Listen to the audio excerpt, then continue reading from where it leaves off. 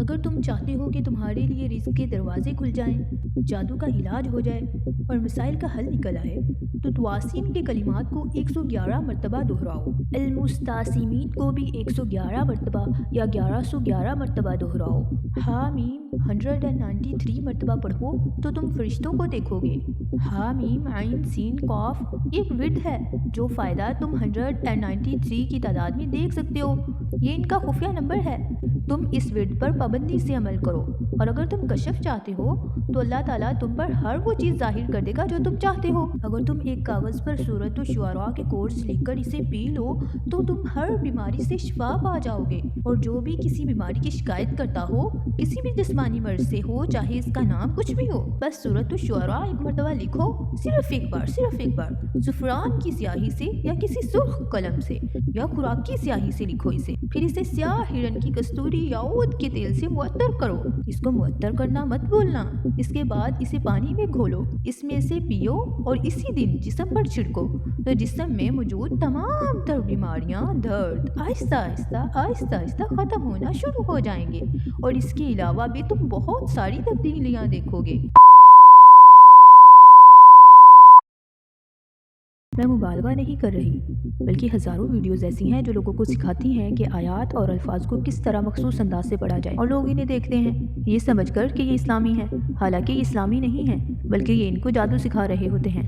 ये अदाद 111 या 1111 ये इत्तफाकी नहीं होते, बल्कि जादुई मफहूम रखते हैं। जादू में ये अकीदा है कि अदद बजाते खुद रूहानी ताकत रखता है, और यही अदाद जिन्नात से राब्ते और इनको बुलाने का ज़रिया होते हैं, और ये जादू की ख़तरनाक सबसे ख़तरनाक किस्म है।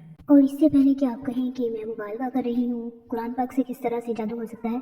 आप सल्लल्लाहु अलैहि वसल्लम ने हमें इससे आगाह किया और हमें इससे बचने के लिए भी कहा।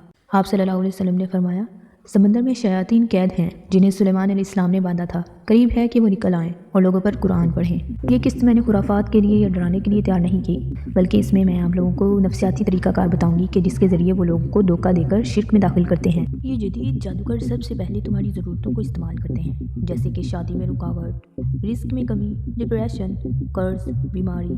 फिर वो कहते हैं कुछ कुरानी आयात या हरूफ एक ख़ास तरीके और ख़ास तादाद में पढ़ो, तुम्हारी हाजत पूरी हो जाएगी। वो तुम्हें इस्लामी दरवाजे से दाखिल करते हैं ताकि तुम मुतमईन हो जाओ। मसलन बिस्मिल्लाह 19 मरतबा, नबी सल्लल्लाहु अलैहि वसल्लम पर दुरूद 19 मरतबा। ये कबूलियत अमाल के असबाब बताते हैं। लोग इसलिए मान लेते हैं कि वो अल्लाह के कलाम को तुम्हारी ज़रूरतों के साथ जोड़ देते हैं, मसलन शादी, नौकरी, रिस्क, बीमारी वगैरह।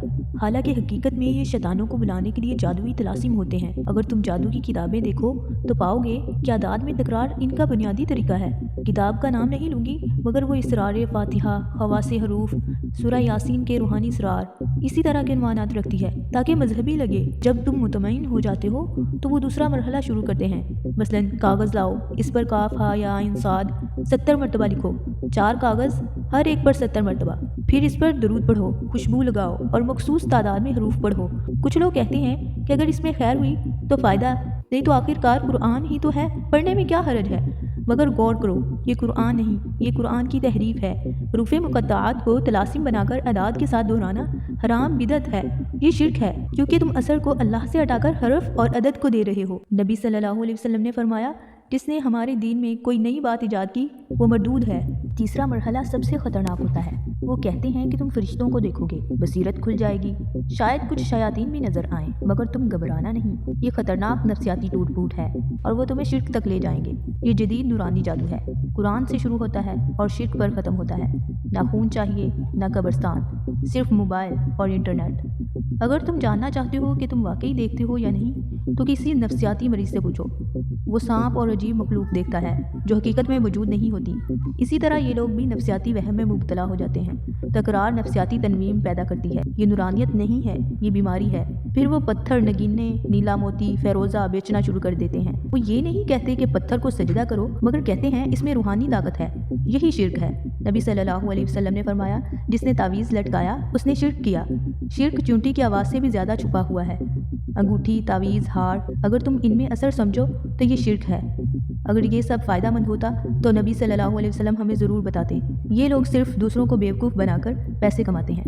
حقیقی راستہ یہ ہے کہ قرآن پڑھو سمجھ کر، نہ کہ طلاسم کی طرح۔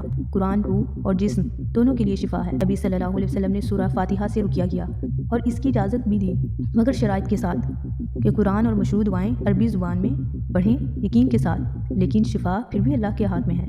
اذکار صبح و شام کے اور نیند کے اذکار اور سورہ ملک قبر کے عذاب سے حفاظت کرتی ہے۔ اللہ ہر رات آخری تہائی میں پکارتا ہے، کون ہے جو مجھ سے مانگے؟